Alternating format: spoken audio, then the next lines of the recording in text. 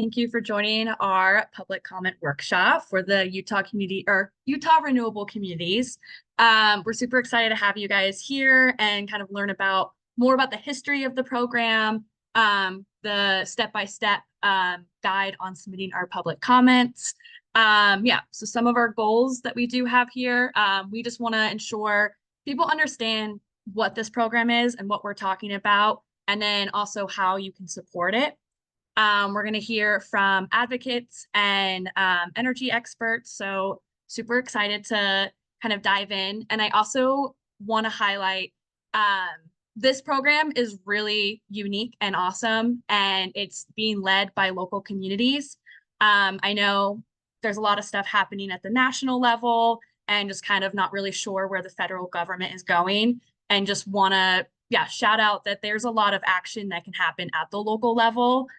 One being this program. So we're super excited to talk about it, and then also, provide ways of how the community can engage and support. So go ahead to the next slide. So I want to introduce the speakers. I'm Samantha Pinsari. I am the Energy Policy Associate at Stewardship Utah, and I would like to pass it over to Glade.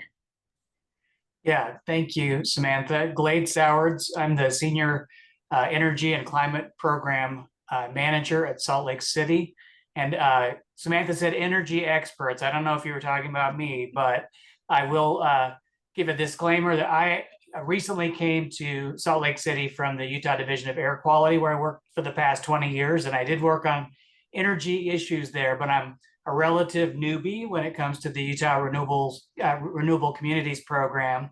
So you're going to get, in a moment, you'll get my overview of that program, but on a few items, I may have to circle back if the questions get super into the weeds. But good, thanks to everyone for joining us tonight, and I will pass it over to Carmen.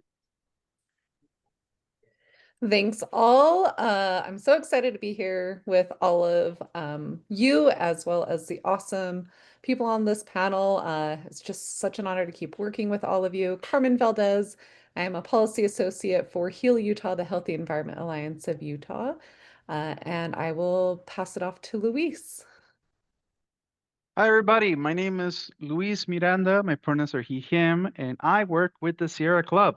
You might have seen me in other places, situations, contexts. We've done workshops and webinars on this before.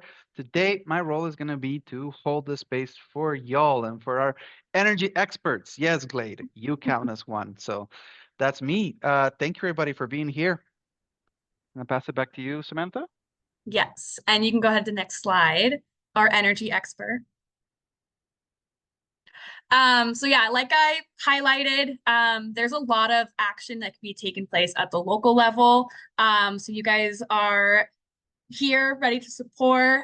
Super excited to have your guys' engagement. There's many ways that you can engage at the local level. One being a public comment, which you guys are learning how to, create or make today. And then some other ones that I wanted to highlight. There's municipal elections every 2 years, my apologies, every 2 years.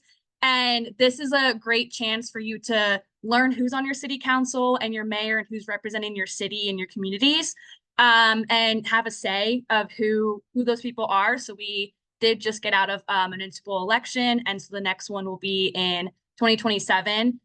So definitely pay attention. I know sometimes they're overlooked, but like I said, local is very important, and we wouldn't have this program if we didn't have local communities and people living in those communities advocating for clean energy. Just wanted to highlight some of those options. So go ahead to the next slide. All right, well, we will be talking about the Utah Renewable Communities Program. Glade actually will be talking about this. Super excited to dive into it, and I'll pass it over to you, Glade. Thanks again, Samantha. And I just wanted to say thanks again to everyone for joining us tonight. I recognize it's a bit of a smaller group, but that's kind of exciting because we can maybe get into the weeds a little bit and answer some of your questions. So my slides are going to be kind of brief, but I wanted to give you a little bit of background about our program, and you'll hear it referred to in different ways, but I think most often or casually we'll call it the Utah Renewable Communities program. It was developed or established through a legislative action in the 2019 general session. It was originally called the Utah Community Renewable Energy Act, and that was later changed to the Community Clean Energy Act. But as a result of that name, we took on the handle the Community Renewable Energy Agency, and there's a board that goes with that agency. So you'll sort of hear that Community Renewable Energy Agency name and Utah Renewable Communities used interchangeably, but they're the same thing if you do. So again, URC is a coalition of communities, 19 at the current count. There's sort of some back and forth. We added a bunch of potential communities early on, I think about 23, fell back to about 18 for various reasons, and then gained a member a couple years ago when the legislature, the same year they changed the name to Community Clean Energy Act, they also changed some of the program requirements, and that enabled us to have Midvale join us. So we're 19 strong, and the goal of the program is to offer customers, and in particular Rocky Mountain Power customers, a choice to supplement their current energy mix. As you know, we don't get to pick our utilities quite like we do other goods and services in society. It's a regulated monopoly that's regulated through the Public Service Commission. And this program, just to be clear, is specific to Rocky Mountain Power customers. And we're really technically partnering on that. You may hear later, we'll talk a little bit about some of the areas of disagreement between the agency and Rocky Mountain, but it is a partnership, and we do need them to make this program work. So I wanted to highlight that. And again, the goal is to achieve 100% clean energy by 2030. So just a little backgrounder. Rocky Mountain Power is obviously our big utility in Utah, but that said, there are other cities that have their own municipal utilities. So like Murray, I think Logan, Provo, a lot of towns and cities have their own utility. There's also rural electric co-ops in Utah that cover a lot of the hinterland, right? Places where it's prohibitively expensive in many regards to build out electrical lines and a distribution network. And so we have co-ops that fill in that gap. But by and large, Rocky Mountain Power is the big fish. They are 80% of Utah's overall load. And the 19 communities I mentioned before, I've got them listed here, so you can see kind of running north to south. They represent about 25% of Rocky Mountain's load, which again is 80% of the total state. So real opportunity for scale here. And just using 2023 numbers, we're representing across the different customer classes here. You're looking at what, 6.7 million megawatt hours of consumption in 2023. So kind of keep that number in the back of your mind. We mentioned that net 100 concept, net 100% clean. Well, what do we mean by that?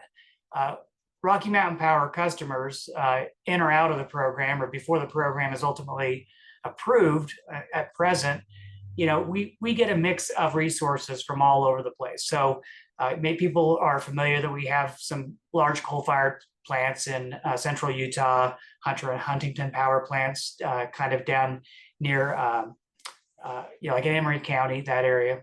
We also have plants here in the valley. We have the Gadsby plant, the 3 big smokestacks you see kind of coming in from the airport. That is a smaller PacifiCorp or Rocky Mountain Power plant. There's the Lakeside plant down by Provo, kind of by Utah Lake.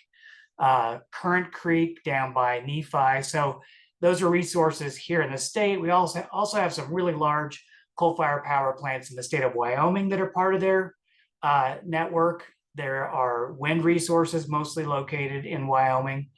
Increasingly, we have solar facilities in Utah that are usually being used by Rocky Mountain through power purchase agreements from qualifying facilities. But another resource that we sort of forget about is the Pacific Northwest, where some of Rocky Mountain Power's service territory covers, think of Oregon and Washington, there's some really giant hydroelectric resources along the Columbia River, the Snake River, and all of those things kind of play together in PacifiCorp's energy mix. So in this chart, you can see the blue bars just kind of represent the grid mix, the renewables that are already part of PacifiCorp's system.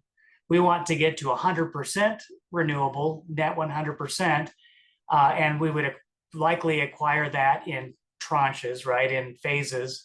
But you can kind of see that green from Utah Renewable Communities building up to fill in the gap between the blue renewable portion of PacifiCorp's grid and the non-renewable portion kind of represented in the absence of a bar there in white. So but the goal again is to get to 50-50. Well, currently we're projecting about a 50% clean mix from PacifiCorp in 2030. So our goal is to get the other 50%. And those numbers, those projections change, as we look at new load forecasts. As folks are maybe aware, data centers are becoming really a big issue. Large data centers are coming in and changing the load picture. So this is going to be kind of a moving target, but for simplicity's sake, let's call it, for the sake of tonight's presentation, 50-50. So, how would we go about acquiring that resource? I showed you a number before, like about 6.7 million megawatt hours. We don't need to fill in all 1 million. We need about half of that. And it's half as projected. I remember that 6.7 million megawatt hours number came from 2023. It's a historical value. That number is projected to change out by 2030, such that we think we need 3.2 million megawatt hours roughly in 2030.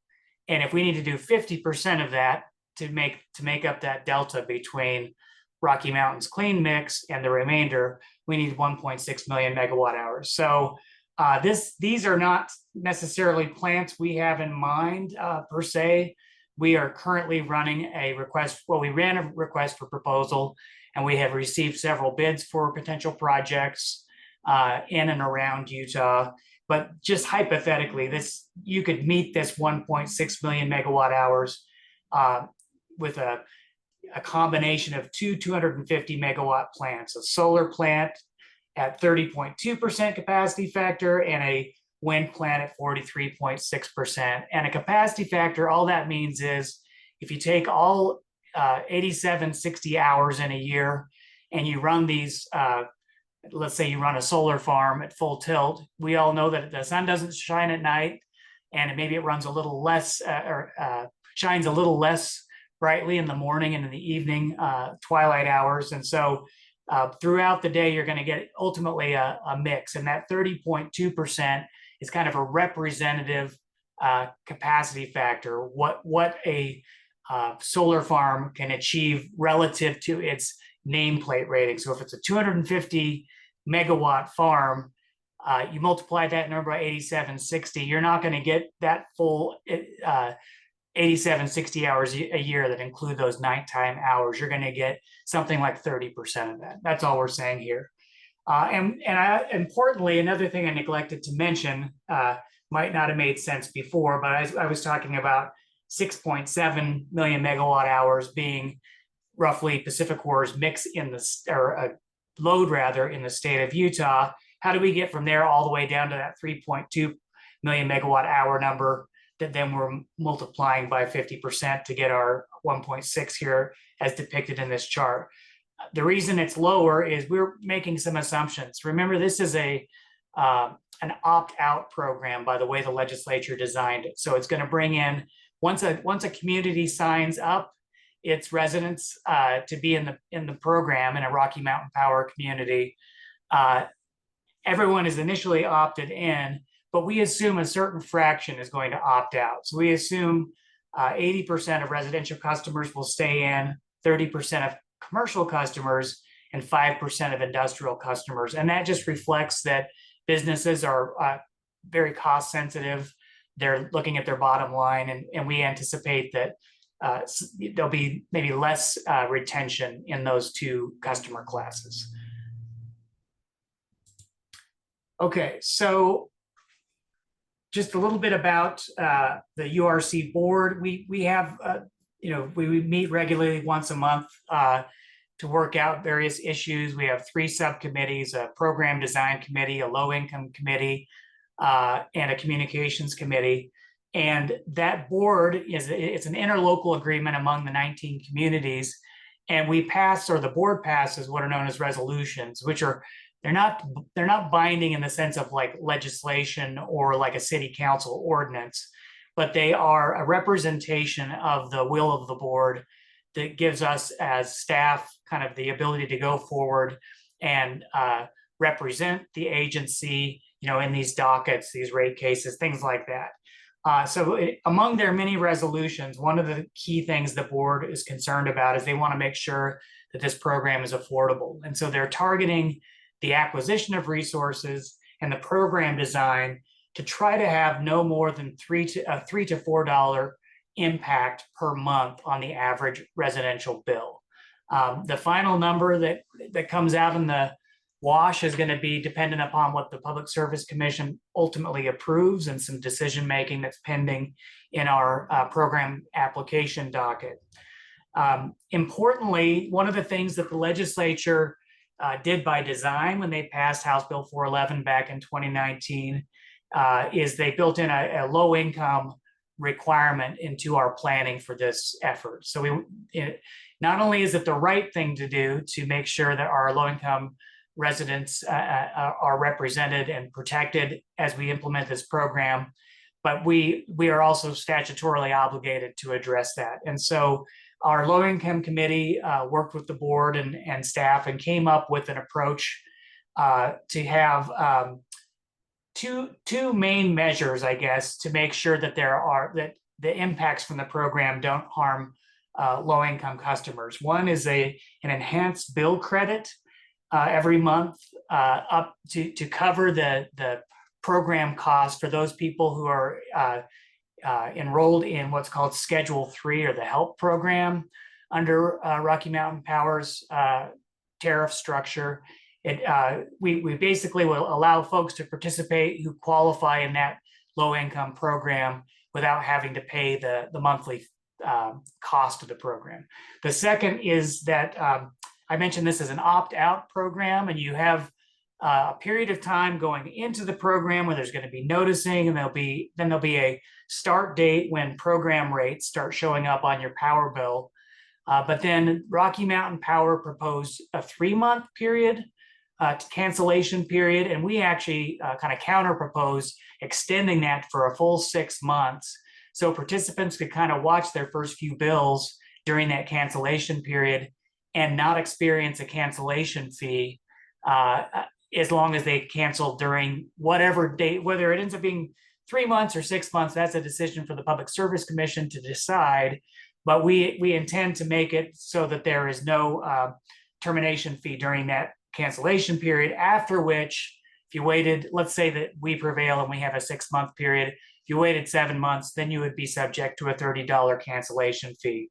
But for low income customers, that second low income provision I was getting to was that termination fee would be waived, so that they would have additional relief beyond that payment or credit on their bill. They could actually get out of the program at any time. And just to extend on this a little bit, there is a program that's federally funded called the HEAT program that helps low-income customers with their energy bills. It's funded through something called LIHEAP. You don't necessarily need to know that.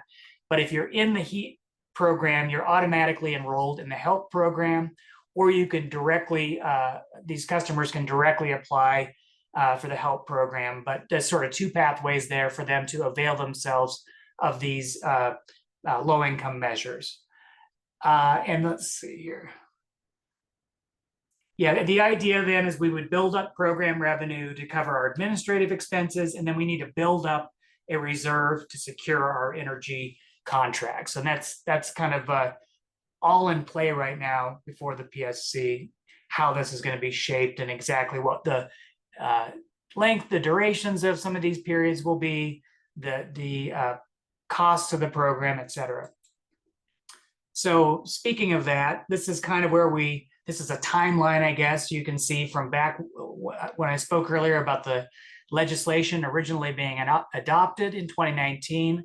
That legislation actually created rulemaking authority and a charge to create rules for the Public Service Commission, who that year also finished the administrative rules that kind of fill in the details, the gaps in terms of what would be required for Rocky Mountain to apply for this.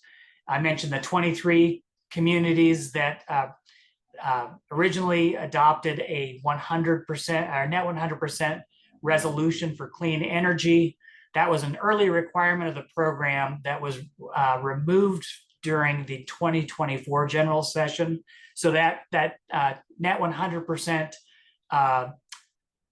pledge, I guess, or resolution is no longer required under statute. And that's what allowed Midvale to join us as our 19th community. So again, 19 communities signed on.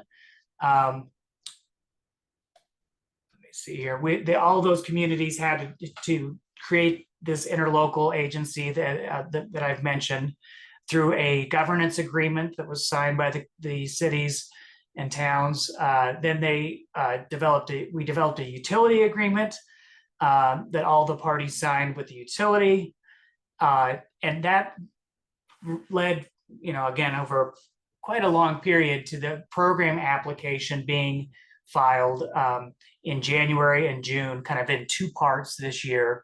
And that is what is going to be heard on December 16th. So it's this program application that's been a long time in coming.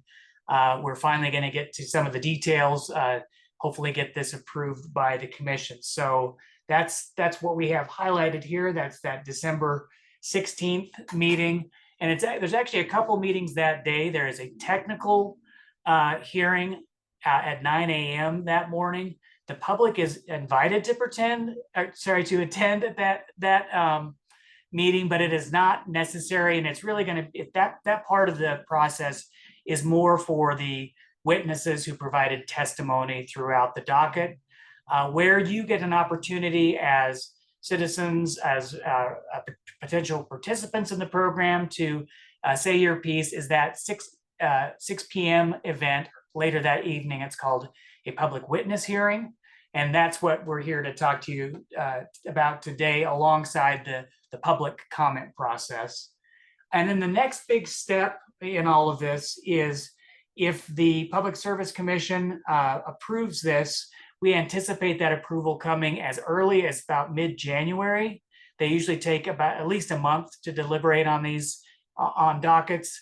This one's a little challenging because, of course, it spans the holiday season, which always adds some time to process these. And then, of course, this is a really complicated docket, and so they may choose to deliberate over a longer period. So as early as January, maybe February, who knows? But we need to be prepared for that, because once they have once they approved the program application, that sets a very important clock into motion, a 90-day window during which these 19 member communities need to go through their city council or commission process and adopt the program ordinance that brings basically signs up their citizens and businesses for the program, of course, with those opt-out provisions we talked about earlier.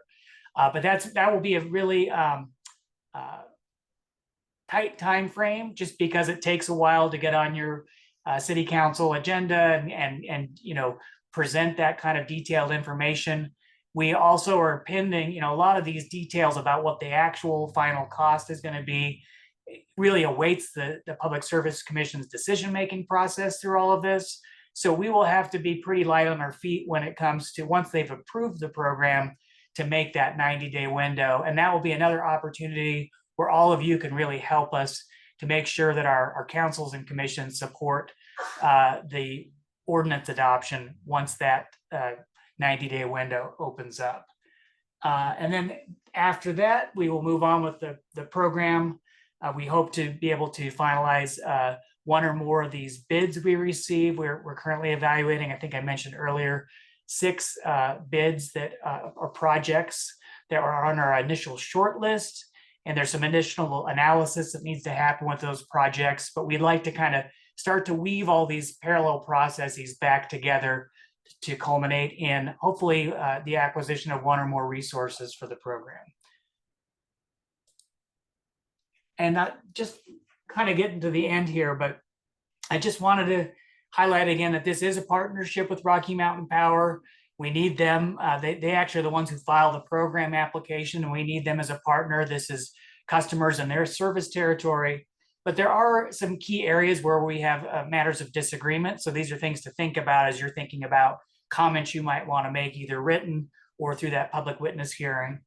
One is that Rocky Mountain this year has slashed the value that they are willing to pay for new energy resources. And they do this on an ongoing basis. They do about quarterly filings where they represent what's called the avoided cost. And that's not 100% synonymous with the system benefits, but it's the cost, it's the number against which our price is going to be evaluated. So if we let's say can acquire a resource for $40 a megawatt hour, this is the avoided cost that the company is going to have to pay, would have had to pay to provide that resource on their own. So let's say the avoided cost is $30, our cost is $40, is a delta then of $10, that difference between those two, that will inform our program rates. And so we stand to value when the avoided cost number is higher, what they're willing to pay for these new clean energy resources are higher, we do better, our program rates end up being lower. I don't know if that made sense, and we can get into that in the question, but in the question period rather. But back in May, during one of those routine filings, the company proposed that the solar, wind, and thermal avoided cost rates be reduced by about 40% over what they were previously, which again negatively impacts us. It makes the difference between our resource price and that avoided cost number. There's a bigger gap there that we have to fill in through our program participants' rates. We pushed back against that and actually got the commission to open that process up and put a little sunshine on it and evaluate that through their formal docketing process. But then just since the last time we had a similar presentation to what I'm giving you tonight, they filed a new updated proposal, specifically reducing what they're willing to pay for solar and wind resources, so no longer including thermal in this.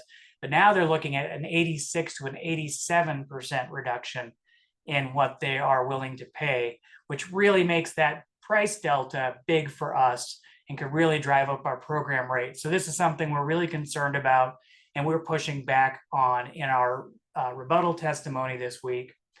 Another issue that where we have some disagreement is on the issue of administrative costs.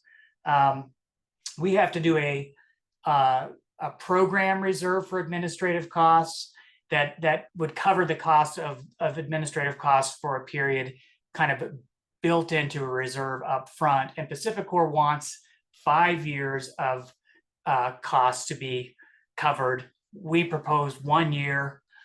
More recently, from even what's shown here on this slide, the Division of Public Utilities weighed in, kind of coming in a compromise position at 2 years.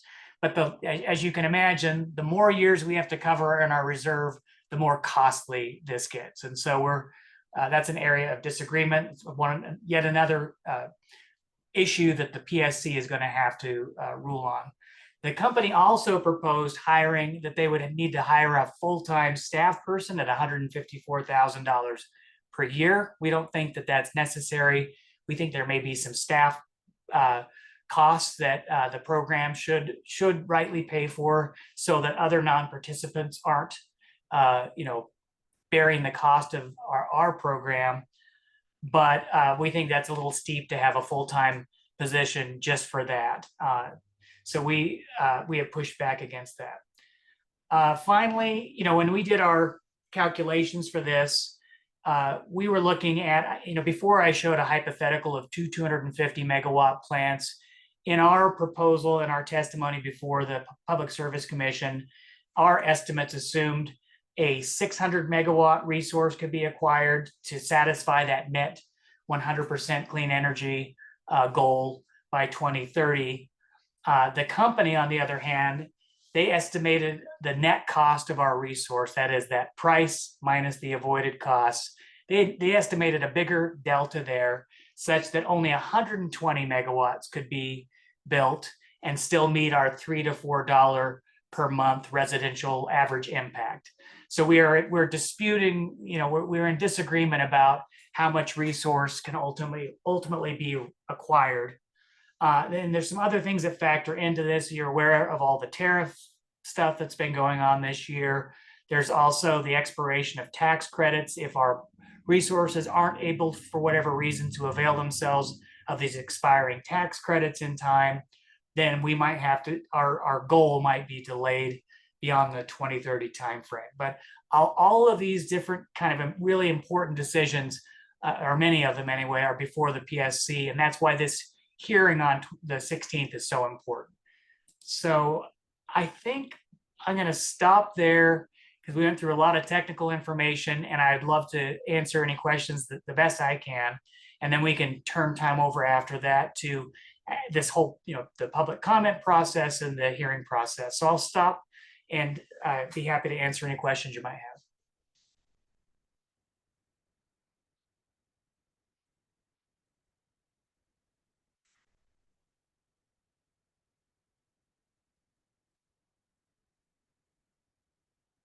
And that's okay. You can stew on it a little bit longer, and we can always circle back later. One thing I touched on just briefly, and I want to reiterate because I should have said it right up front. We talked about this being you're automatically opted into this program if your city or county adopts that program ordinance with that opt-out provision. But it's important that the legislation, House Bill 411, really hinges on this idea that, okay, if it's going to be a program of that nature, they want to make sure that the costs associated with our program, acquiring these new clean resources, aren't borne by the people who opt out of the program, who are not participating in the program. And so that key concept kind of undergirds much of what I was talking about before, and some of those critical decisions that the Public Service Commission is stewing on, or we'll be addressing at that hearing. And I just realized I don't have my chat open, so you all might have put questions there. That I have a question that was asked in the Q&A and a chat question. The Q&A question comes from Daniel, who says, "Are residential solar incentives part of this program?" So not in this, if I'm understanding the question correctly, this is not like a rooftop solar that you would put on your house, that kind of a program. This is utility scale resources like a big solar farm or wind farm. We actually also included geothermal in the original RFP. So this, I would view this as a complement to the incentives you might get for rooftop solar or things like blue sky or subscriber solar. Those are also important and helpful ways of going about cleaning up our grid. But this particular program really focuses on utility scale acquisitions, so pretty large renewable resources. And that's what sets it apart from those existing other programs that the company has, because it's just the sheer scale. Again, we talked about 25% of Rocky Mountain Power's load being represented by those 19 communities, understanding that some folks are going to opt out. Our projections are that 40% of the load would stay in the program. But I see them as complements. And another question folks have raised with me, some people have been able to do rooftop solar on their house, for example. And they say, well, why should I participate in this if I've got rooftop solar? And first and foremost, you don't need to. You can opt out. But secondly, most people who have rooftop solar still end up they don't always necessarily fill in all of their usage, throughout the day or throughout the year. And so since you'd be basically netting out, your participation would only be, your costs, I guess, would only be that portion that you're still acquiring through the program. Now, there's a few caveats there that get in the weeds. Kind of depends on the structure of how this program is how it ultimately shows up on your bill. Does it show up as a per kilowatt hour charge? Does it show up as a monthly charge? Some of those things remain to be seen, but I view this as complementary. And if I got to sort of more traditional small scale resource incentives, and if I misunderstood the question, please feel free to weigh in and clarify. There's another question as well. Comes from Carmen. What makes you most excited / proud of this program? Wow. Great question. I mean, I guess when I first heard about this program, I'll be really frank with you, I was sort of surprised that the legislature passed it. But maybe I shouldn't be. Utah, there is this kind of Utah way concept out there, right? That Utah finds we don't always, even though we're maybe politically a red state and maybe climate, addressing climate or clean energy goals that hasn't always been a priority for both parties. There are a lot of examples of where Utah sort of transcends party politics, and this is a great example of where a Republican Representative Handy at the time, brought this bill, and Rocky Mountain Power was key in getting that before the legislature and help getting it passed. So I'm just excited that it got there, and then that there's just been so much hard work from the people who came before me to make this thing a reality. I mean, I knew a little bit about the program when I started with Salt Lake City back in August, but I was just shocked by the sheer amount of work that's gone into this. So this is kind of like the crux time, right? This December hearing is what everyone's been moving forward towards. And it's just a really important time. So it's exciting to sort of join on as a very small part of this bigger process, and really hope we can, carry it over the line. So, any other questions?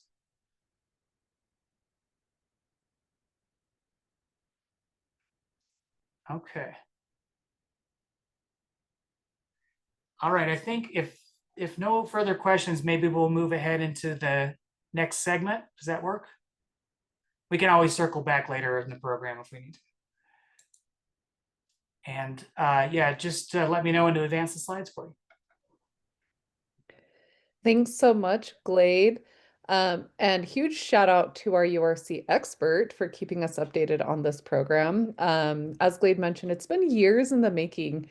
And it really takes a lot of knowledge, work, and patience for something so big and first of its kind to come to fruition, right? So from starting with a little bill getting passed to here we are with 19 communities and a quarter of Rocky Mountain Power's energy. So this is fantastic. So now that you have the basics about the program and an update on where it's at, we're going to talk about how you can be involved. And thank you, Luis. Yes, Carmen Valdez, Heal Utah. We want you to really understand that one of my most favorite things and the URC's favorite things and everyone's when you're working in this project about this program is that it's designed for you as the ratepayer. You can be involved in so many different ways with this program. You can attend the Community Renewable Energy Program board meetings. They happen on the first Monday every month. They record it. You can email any of your city council members that sit on the board, give you information. You can email Glade. He'll get back to you with any information you could need, or any one of us. And it really emphasizes what it's like to have, like Glade mentioned, that Utah way first, right? And that you get to be part of this. And that's why we're here today, to get your voice heard when it comes to the Utah Renewable Communities program. through the Utah Public Service Commission and why they should approve the URC program. Public comment is an effective way to get your voice heard and on record to demonstrate your support or sometimes opposition to different decisions going on. Many of you probably have already submitted comments in one way or another, but today we're going to focus on how to submit comments to the Utah Public Service Commission. Next slide, please, Glade. But first, we really want to talk about why you being involved in big decisions like this matter. We want you to understand that community voice and representation helps shift and shape the legislation that comes around and what happens down at your local community level.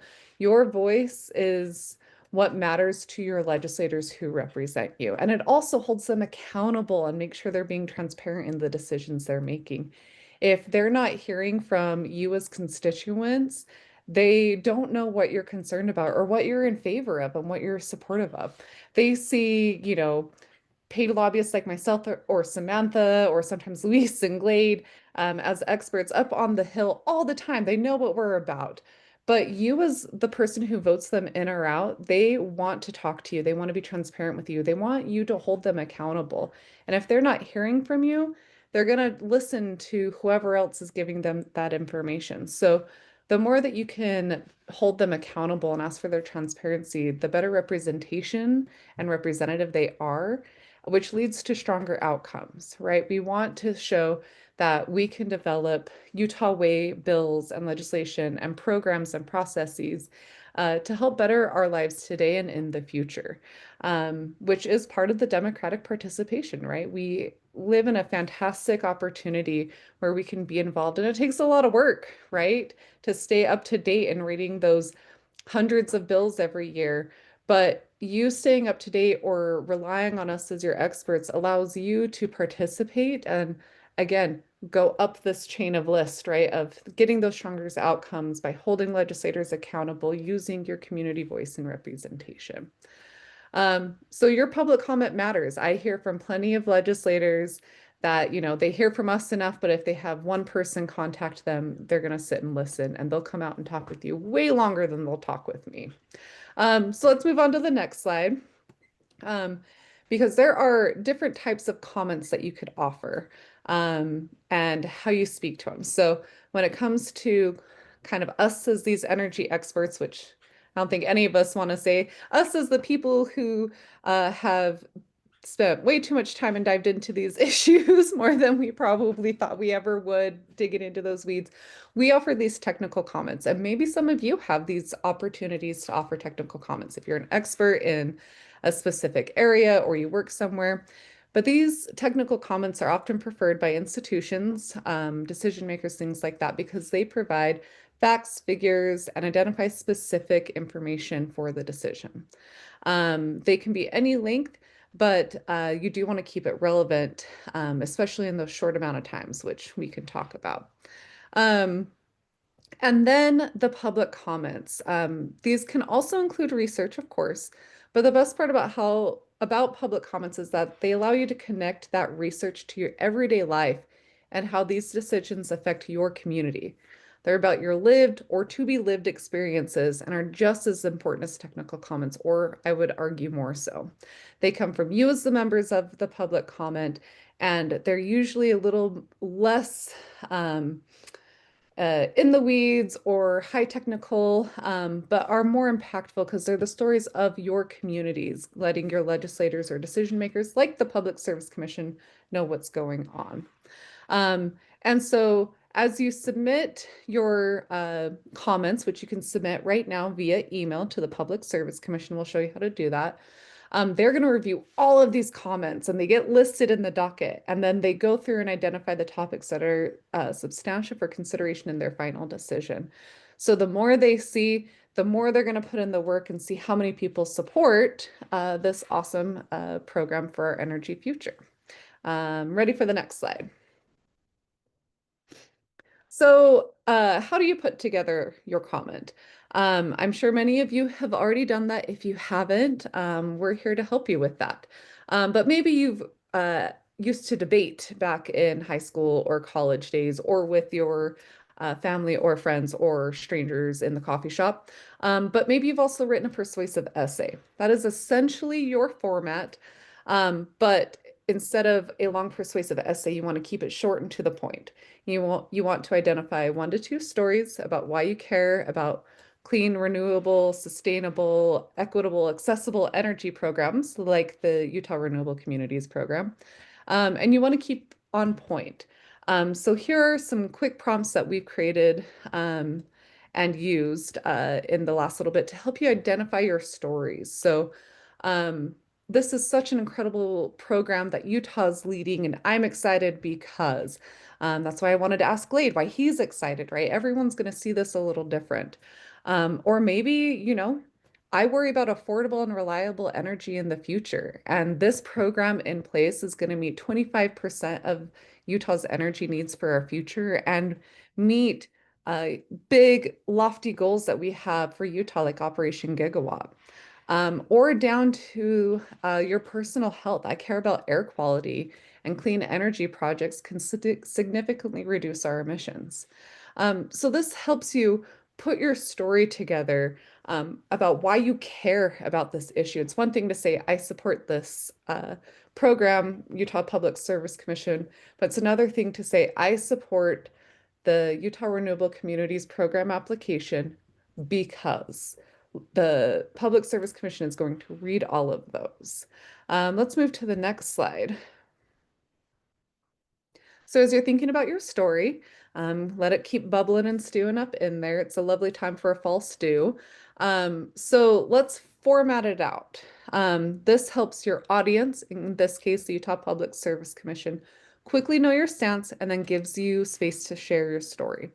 So again, the trainings or the education we've all had on how to write a persuasive essay, right? Start with your introduction, state your position clearly, tell your story, and then request your direct action.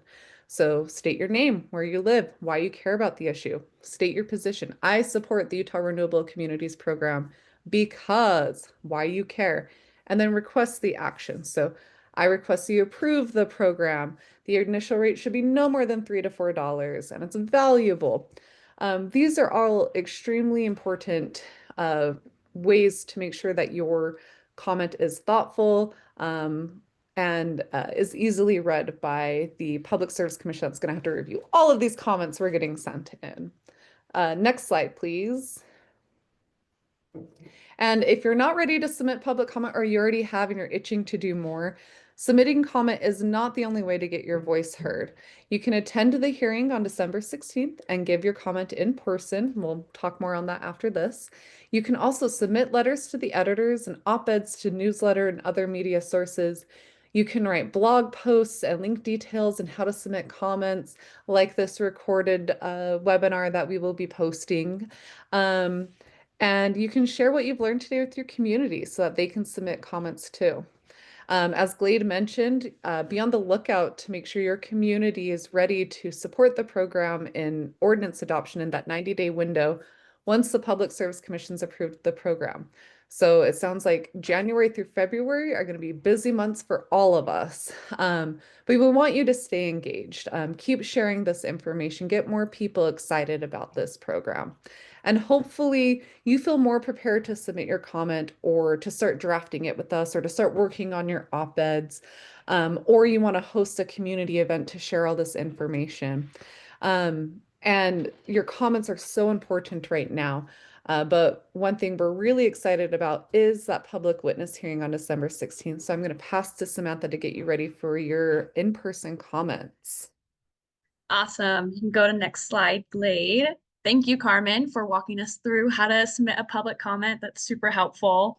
Oh, there's another slide right here. If you want to scan this QR code, and then this is use subject line docket number 25-035-06 in your subject line, and then you're going to email the psc@utah.gov. So yeah, we'll give you guys a second with that. Awesome. Well, Glade, now if you want to go to the next slide. So December 16th, we've mentioned a lot about this. This is going to be the public witness hearing. So Glade had mentioned that it's going to be all day. starting at 9 a.m. There's a technical hearing for just the parties that have been involved. They're giving testimony. It will probably be very, technical and just into the weeds. So if you're interested in attending, we definitely recommend you guys to come listen and hear more about the program, but there won't be an opportunity to speak until 6 p.m. So it's kind of up to you if you guys want to spend there the whole day or just tune in and listen. But then public witness hearing will begin at 6 p.m. And this is a great opportunity for the public to come express and voice their opinions and their support for this program. If you are interested, come at 6 p.m. and then you can register there at the Heber and Wells building, which is going to be 160 East and 300 South. I will note there is not parking on site, I believe, or limited parking. So just if you guys can take public transportation, that would be great. Or just parking along the street is good. And then, yes, like I mentioned, if you want more information on this docket and kind of go into the testimonies, it is docket number 25-035-06. Go ahead to the next slide. So like Carmen mentioned with the public comment, share a story why you care about clean energy and clean air quality, how that will benefit you, why you support this program. You will be time limited if you do come in person to speak. I'm not really sure how much time, typically between 2 to 5 minutes, leaning more to that 2 minutes, maybe 1 minute, depending on how much time there is or how many people. So make sure you're kind of sticking to kind of keep it quick. Just kind of state your name, where you're from, sorry. And then also your support, like why you support this program, and then share a story. So if you do have questions about participation and maybe kind of how much or how long you'll have or what that will look like, you can reach out to the Public Service Commission, again, at that same email, psc@utah.gov. And feel free to ask your questions. We're also happy if you guys want to reach out to us. If you have any questions, we can find those answers for you. But yeah, we definitely encourage you guys to come out and speak and testify, and not testify, but submit your public comment in the public witness portion of that day on December 16th. So yeah, and then next slide. We will open it up to Q&A more broadly. But yeah, if anybody has any questions. Samantha, it'd be okay if I just added a couple more remarks about that process, because I just went, the Sierra Club and others, maybe all of you, the groups represented here, I'm not exactly sure, but work to get folks out to a related docket at the another public witness hearing just a couple weeks back. And that's where I learned firsthand that there's not really a public parking option there at the Heber Wells building, but there are parking decks across the street, and of course the metered parking. Another thing I wanted to flag though, and this is still pending, it's another decision the PSC has to make, but the Sierra Club did request kind of through the formal process a virtual option. I would encourage you, if you have the time and inclination, to go down there in person, but certainly virtual is better than nothing. And for some of our community members, they're not on the Wasatch Front, so it would give them an opportunity, folks like in Springdale, Moab, Castle Valley, Grand County, up in Summit County, to participate with having to travel quite a long ways for what could be a short opportunity to say their piece. The last thing I'll say is, during that 2025 IRP public witness hearing that I participated in, I was really moved by a lot of the comments that folks made. Joan, I see on the call, made a comment. There was a new mom, soon-to-be mom, who was got up and spoke really eloquently, I thought, and succinctly about why this is important to her. And it was kind of an example of what Carmen was talking about, telling your story and tying those facts and your experience together. She mentioned, as a new mom, I can go out and shop for the best, car carrier, safe car carrier. I can shop for toys and products and clothes and things that represent my values and are safe for my soon to arrive daughter to use. But I can't, as a Rocky Mountain Power customer, just change my utility. I can't just get a different option. And she really drove home the point of how important having a say in these programs are. So it was a really powerful thing, I thought, and just an example of how you can kind of personalize your comments and I think really make a difference. I feel like I saw the PSC commissioner sort of sit up in their chair and pay really specific attention to some of those kind of impassioned and well-spoken comments. So I just wanted to throw that out there.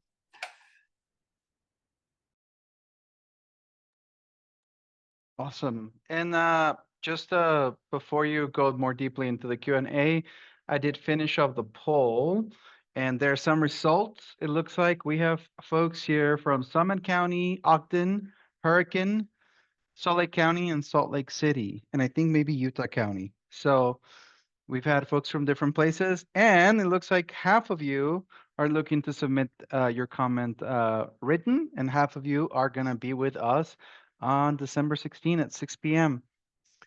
So just wanted to name that. Okay, there's a question, and I'm not sure if who would want to answer this, but it's from Daniel Keeley. I think it's actually feels like more of a comment / question. So if you have a question you want to compliment, you can. But let me just read this out loud. It says, solar and geo programs are under threat with the current administration. Opportunities to take over stranded solar, wind, and geo farms that are near completion may become available. Opportunities may come up to finish up. So do you have a question you wanted to add to that, or just more of a comment about, hey, there's some opportunities there available? There's been a couple of meetings with some of the other clean energy organizations where these opportunities are being actively looked at. Is this committee CREA looking into that kind of thing? Yeah, so there's a lot of dockets and requests that have gone before the PSC, and one party, Utah Clean Energy, actually recently submitted a formal request to the PSC to expedite procurement to take advantage of these tax credits and things before they expire or otherwise kind of impeded by some of the recent actions that have been out there. And the Public Service Commission just recently declined their request for this expedited approval, basically saying that they don't have the authority to tell Rocky Mountain that they have to acquire these resources. But they did make some really interesting comments, and I can't summarize them all for you, but basically said that we expect Rocky Mountain or Pacific Corp to go after cost-effective resources and to take advantage of these kinds of opportunities, and it will be a material factor in future rate case decisions. So we kind of put them on notice. We're paying attention, and we want you to acquire resources that are cost-effective and by extension, these opportunities that are, like tax credits and things. As far as the Community Renewable Energy Program and agency, we had an RFP out from May to July to mid-July. And then, of course, the OBBBA 3BA bill passed, an executive order by President Trump, and then some agency guidance all kind of dropped in that time frame around between like July and August. And it made us actually want to make sure that the bids we received were robust in the face of these pullbacks, particularly on tax credits, but also things like foreign entities of concern, BLM siting, things like that. So we went back out to our bidders and asked them another round of questions to kind of gauge the robustness of the power purchase agreement prices they gave us. And we heard back pretty uniformly that they had been planning ahead and have contingencies in place. Many of them have started construction under the definition of construction. But I think for our entire short list, we got, assuming the PSC approves this in a timely fashion and we can get that program ordinance approved in our communities, we stand a good shot at being able to avail ourselves of those incentive programs.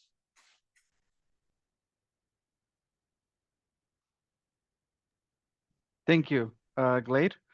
Okay. I have been writing those as well, the answers here, so that they're also available for folks that want to know what was answered. It looks like we have a question from Jean Evandine. The timing of the hearing, pushing up against the holidays, so late in the day, and limited parking is so unfortunate. Please get the word out broadly about this virtual option for participating. I think that it's safe to say that the organizations are going to be definitely pushing for folks to still attend, but indeed the timing is unfortunate. There's another question here about what is the deadline for submitting comments in advance of the hearing?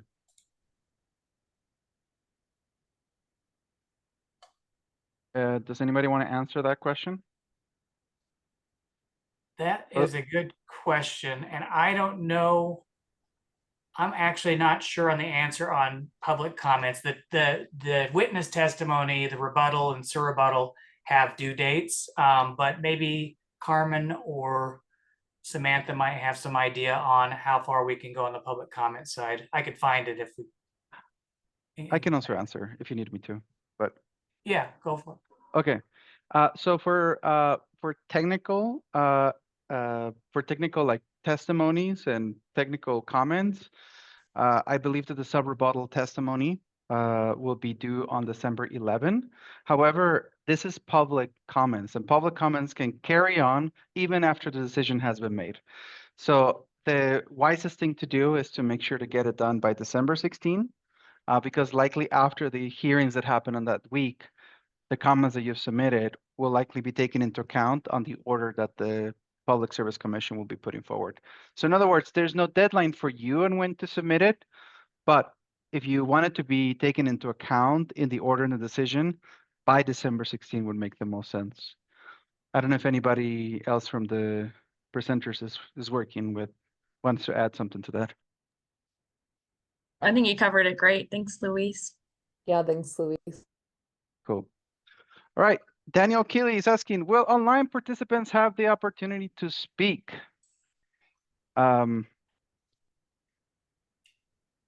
I guess the first order there is whether the PSC grants that virtual option.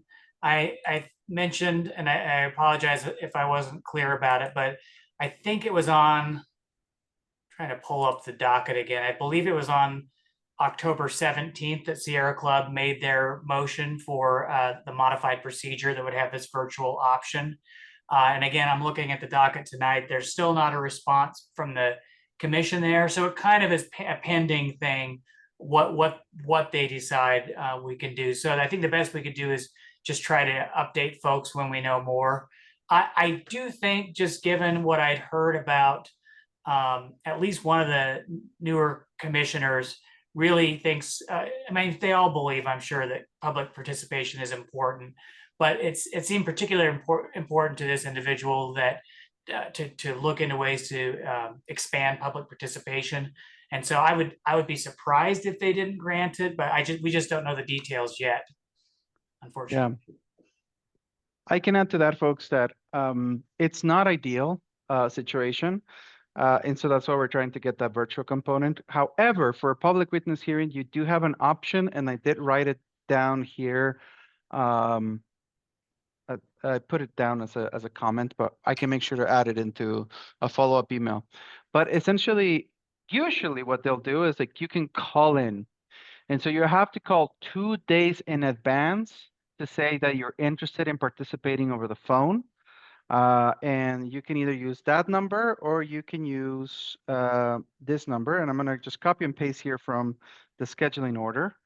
And you just want to call them to be like, hey, I want to participate. If you want to participate over the phone, they will add you to the list of people that want to make a comment. If you don't want to deliver a comment, you can follow along. I think on YouTube, there should be a live stream of the public hearing, and you can find the link. I think will become available on the PSC website, but otherwise we can give you as well the link to to the PSC's YouTube channel. Preferably, hopefully they'll set up a virtual option with a link that people can just show up on the day off, because why make it more difficult for people in the democratic process to participate? So.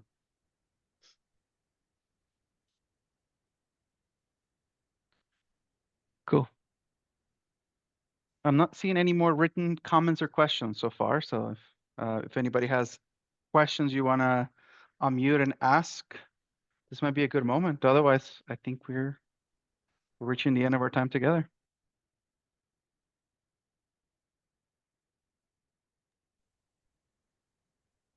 Yeah, I hope all of you have already submitted your comments or working in your process. So we're gonna see, looks like 4 more comments added to the docket or at the December 16th public witness hearing. Yeah, thanks all. Thanks so much.